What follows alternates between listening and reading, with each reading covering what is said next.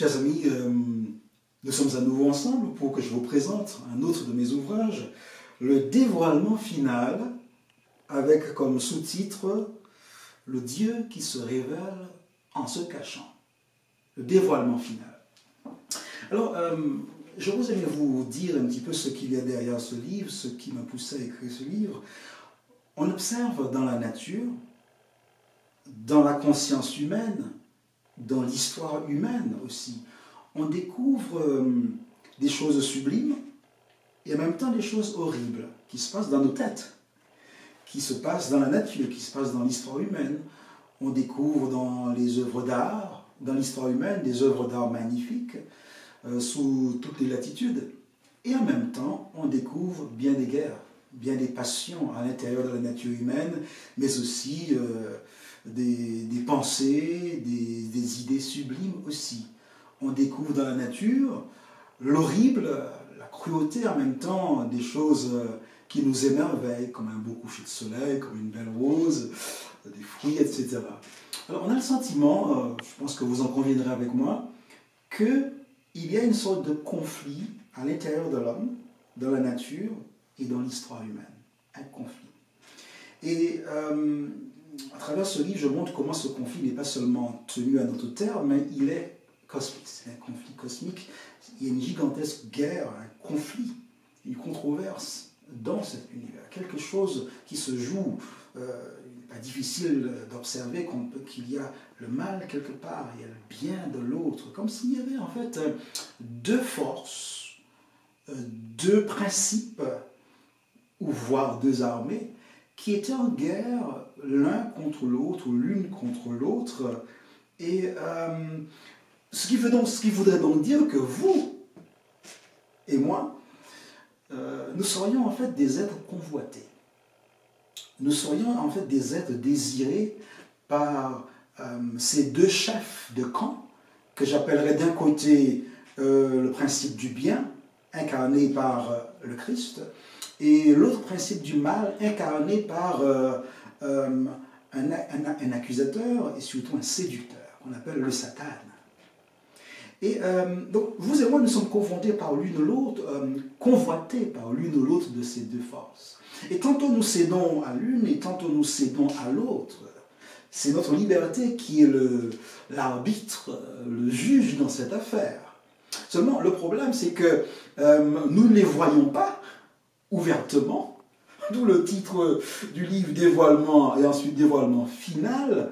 Nous ne les voyons pas, de sorte que quelquefois, ces puissances sont donc cachées, et ce qui rend quelque part quelque peu difficile, quelquefois, de se positionner, d'où la nécessité d'un dévoilement. Alors, la première partie du livre cherche à nous montrer, en fait, comment est-ce que la partie la plus séduisante, la plus intéressante, qui nous cherche, qui nous poursuit, comment est-ce que le Christ ou les forces du bien se dévoilent dans la nature? Comment elles se dévoilent dans la conscience humaine et comment elles se dévoilent à travers l'histoire humaine? C'est quelque chose de fascinant. C'est quelque chose de palpitant de découvrir comment est-ce que le divin, la Bible dit par exemple que nul n'a vu Dieu, et pourtant Dieu se révèle, il se dévoile. L'objectif, c'est d'abord cela. Ensuite, dans un deuxième temps, de découvrir que ces révélations, ces dévoilements dans la nature, dans l'histoire et dans la conscience humaine ne sont pas suffisants, ne sont pas limités parce que tous les êtres humains, tout en ayant la nature à leur disposition, leur conscience et l'histoire humaine, ne voient pas forcément le divin quelque part. D'ailleurs, j'aimerais juste vous rappeler que même pour ceux qui ne croient pas en Dieu du tout, Dieu est le premier qu'ils accusent dès que quelque chose ne va pas dans l'univers, dans leur vie. Et pourtant, certains n'y croient pas, mais la première personne qu'ils trouvent à accuser, c'est Dieu. Alors, c'est que quelque part, au fond de l'être humain, il y a, c'est comme si Dieu était inscrit en nous, et que c'est le premier que nous trouvons à accuser de tous les maux. Légitimement ou illégitimement, c'est ce qui se passe. Donc, il faut admettre qu'il y a une limite dans le dévoilement d'une entité supérieure qu'on appelle le divin, dans la nature, dans l'histoire et de la conscience, d'où la nécessité de passer à une... de passer sans mettre de côté, bien sûr, ce qui se passe dans la nature, d'où la nécessité de passer à une... à se demander, mais est-ce que la partie positive dans cette lutte, le divin, que j'appelle le Christ, est-ce que le divin s'est dévoilé plus ouvertement dans l'histoire humaine que dans la nature, que dans la conscience, ou que dans l'histoire humaine? Et effectivement, l'Écriture nous parle d'un moment prophétisé dans l'Écriture où le divin devait se manifester aux hommes. Alors bon, nous en avons entendu parler quelque part, et la difficulté que j'ai éprouvée, et c'est là l'objet de la deuxième partie, c'est la difficulté, non pas que moi j'ai éprouvé, que la difficulté que ce principe positif a rencontré quand il a voulu se dévoiler dans l'histoire humaine au 1er siècle, c'est le divin a rencontré des hommes remontés contre lui. Le Christ a rencontré des hommes remontés contre lui, l'accusant de tous les maux, et on sait que ça va mal finir. En d'autres termes, il va finir crucifié. Les forces du mal vont se saisir des hommes, les influencer pour l'emmener à la mort. Pourquoi? Parce que les êtres humains ont quelque chose de viscéral contre le divin. Et pourtant, ils sont attirés vers le divin. Ils sont attirés vers ce principe positif dans lequel ils trouvent de l'espérance. Ils trouvent de la protection. Et en même temps, ils ont quelque chose contre lui. Mais c'est ce quelque chose contre lui qui finalement est arrivé à consommation, je pourrais dire, de telle sorte que le Christ a été mis à mort. Observez ce qui se passe. Nous voulons tous aller au ciel, n'est-ce pas? Tous les êtres humains voudraient aller au paradis, quel qu'il soit. Quel que soit le sens de ce paradis, dès qu'on parle de bonheur, tout le monde voudrait y être. Eh bien, il se trouve que le Christ, le paradis, est venu, il est descendu sur la terre, et il a vécu pendant 33 ans sur la terre. Et le plus fort de son ministère public a duré 3 ans. Les êtres humains, armés de ce principe du mal en eux, n'ont pu supporter le paradis que pendant 33 ans. Ils n'ont pu supporter le paradis, vous et moi, que pendant 3 ans et demi, qui étaient les 3 ans et demi les plus intenses de la vie du paradis ici-bas, dans la vie du Christ. C'est-à-dire, le paradis, c'est bien sûr aimer, semer du bonheur. Les êtres humains n'ont pu supporter ça que pendant 33 ans ou 3 ans et demi, et ensuite ils ont liquidé le paradis. Nous avons liquidé le paradis. Nous l'avons complètement aboli en le pendant à une croix. La difficulté que Dieu, le divin, le positif de la nature, a à se dévoiler à nous sans être pris à partie. Cette difficulté que les humains ont à accueillir le divin. C'est pourquoi la Bible dit que pour se dévoiler, Dieu doit y aller mollo. Pour se dévoiler, il faut qu'il respecte la liberté des hommes. Parce que vous allez me dire, mais si Dieu existe, pourquoi le mal? Si Dieu existe, pourquoi la souffrance? Alors, je vous poserai la question alors. Si vous étiez Dieu, qu'est-ce que vous auriez fait? Si vous étiez Dieu, qu'est-ce que vous auriez fait? Vous auriez liquidé le mal en 2 temps 3 mouvements, n'est-ce pas? Vous auriez fait disparaître le mal illico presto, n'est-ce pas? Moi, j'en ferais de même si j'étais Dieu. Si nous étions Dieu, nous ferions exactement ça, n'est-ce pas? Alors vous allez me dire, mais pourquoi est-ce que Dieu ne le fait pas? Est-ce que c'est parce qu'il est indifférent, il est irresponsable, il est dur, ou bien incompétent? Qu'est-ce que vous allez dire? Ben moi, je vous pose une question, et que je pose à moi-même aussi, permettez. Si vous étiez Dieu, vous élimineriez le mal et la souffrance illico, y compris les ennemis des hommes dont j'ai parlé tout à l'heure, le principe du Satan. Vous les élimineriez pour nous permettre de vivre dans le bonheur et la paix pour toujours. Mais attention, c'est que le principe du mal se trouve aussi en vous et en moi. Et la question est de savoir, si vous étiez Dieu et que vous vous empresseriez d'éliminer et de détruire le mal partout où il se trouve, mais alors, il faudrait aussi que vous l'éliminiez en vous. Puisque le mal que vous voyez dans la nature, dans l'histoire et partout ailleurs, c'est aussi nous qui semons le mal. Nous faisons du mal à nos proches. Nous faisons du mal aux animaux. Nous faisons du mal à la nature.